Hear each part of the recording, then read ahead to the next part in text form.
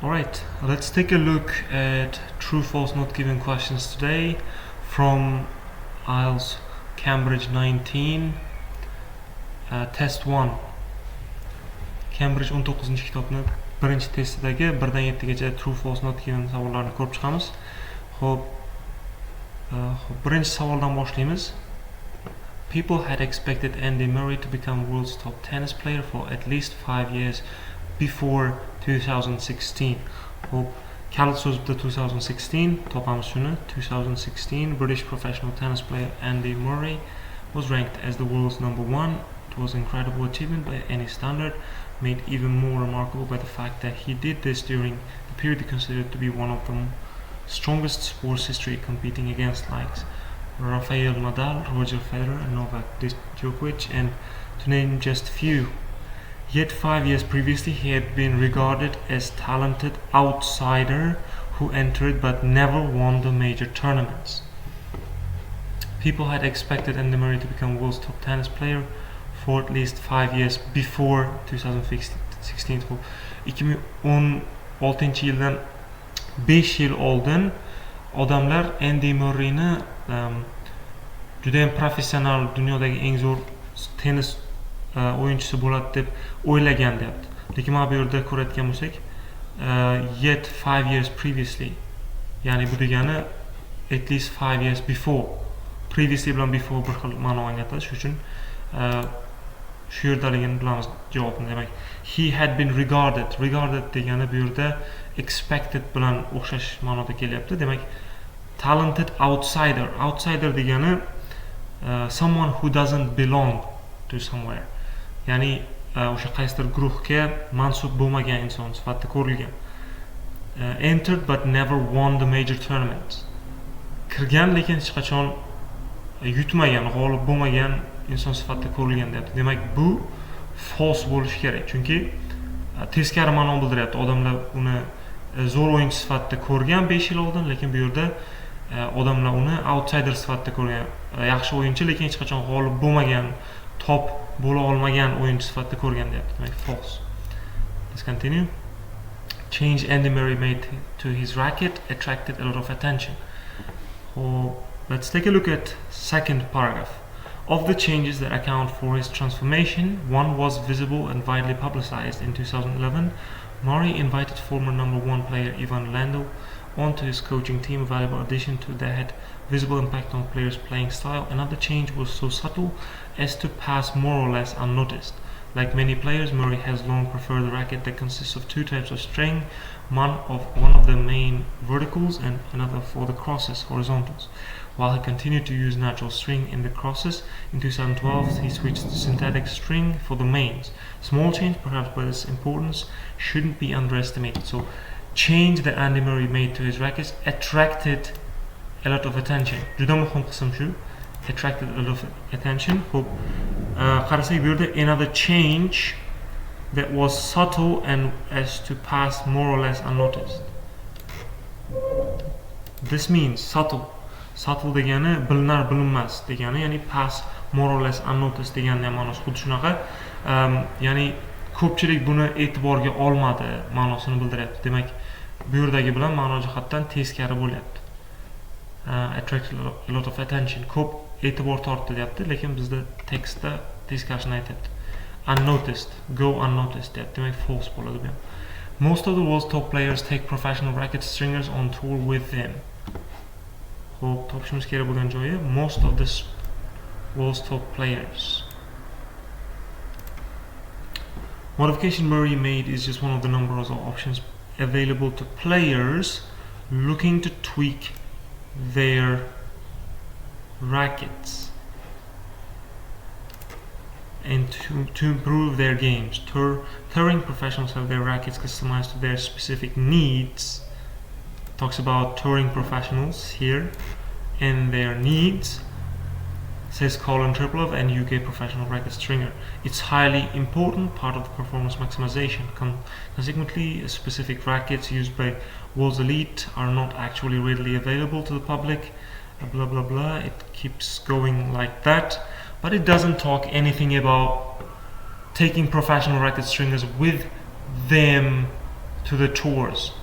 To'g'ri. Xo'p, top playerlar haqida gapirgan va ularni maxsus raketkalar talab qilish haqida gapirilgan, lekin raket stringer, ya'ni o'sha raketka tayyorlovchilarni o'zi bilan olib ketish haqida hech narsa berilmagan. That's why we're going to choose not given.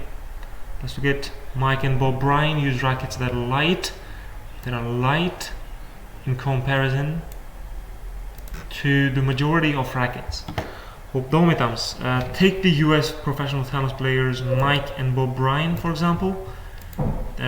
We are very particular with our racket specifications, they say. All our rackets are sent from our manufacturers to Tampa, Florida, where our frames go through thorough customization process.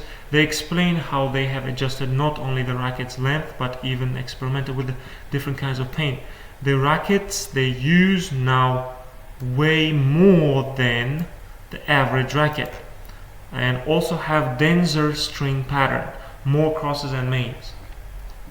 Savolda bizda light in comparison deyapti, ya'ni yengilroq boshqalarga qaraganda deyapti, lekin tekstda qaraydigan bo'lsak now weigh more deyilyapti, ya'ni ko'proq, og'irroq ligini ko'rsatyapti. Average model bu yerda majority of racketsga to'g'ri keladi, demak bu false. Let's continue. Werner Fischer played with spaghetti strong racket that he designed himself.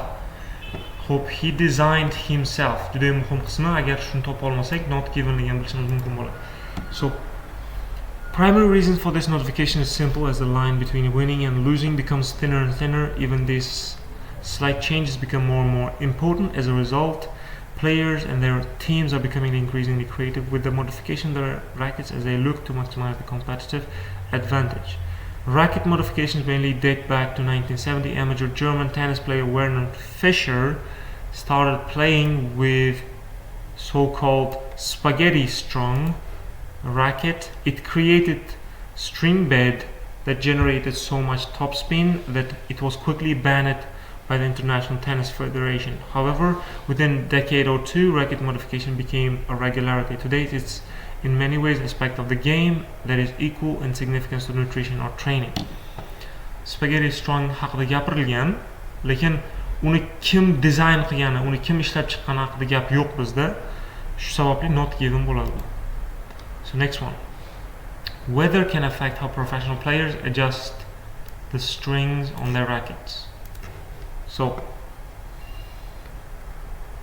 okay, let's see. Let's take a look. Modification can be divided into two categories: those who strung bad and those to the racket frame. The former far more common to the latter. Choices of strings and tension with which they install is something that nearly all professional players experiment with. They will continually change depending on various factors, including the court surface, climatic conditions, meaning weather, the game style. Some will even change depending on how they will feel at the time. Climatic conditions, weather degani shu, climate, weather juda ham o'xshash so'zlar, deyarli bir xil. Shuning uchun buni true deb olsak bo'ladi. Ya'ni ular adjust qiladi ob-havoni o'zgarishiga qarab. Xuddi mana bu yerda aytgandek, ko'p faktorlarga bog'liq, including, ya'ni o'z ichiga olgan holatda ob-havoni ham. So let's continue with the last question. It was believed that the change Pete Sampras made to the rackets contributed to his strong serve. Demak, ko'pchilik ishongan Pete Samprasni ko'p g'alaba qozonishiga sabablardan bittasi raketkasidagi o'zgarishlar hisoblanadi. So let's take a look at this. Oxirgi paragrafda. However, many players go beyond this basic adjustment to the strings and make changes to the racket frame itself. For example, much of the serving power of US professional player Pete Sampras was believed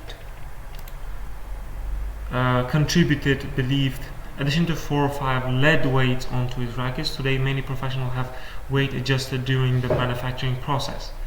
Hope it was believed Pete Sampras' strong serving was contributed to his rackets. His strong serving power was attributed to the addition of 4 or 5 lead weights, meaning changes. ya'ni o'zgarishlar haqiqatda tekstda aytyapti, o'zgarishlar, raketkasiga qilgan o'zgarishlari, ya'ni 4 ta 5 ta ortiqcha yuk donalarini qo'shilishi uni shu serving power kuchli o'ynashiga sabab bo'lgan. That meaning is true. Now let's check. Let's check and see our results.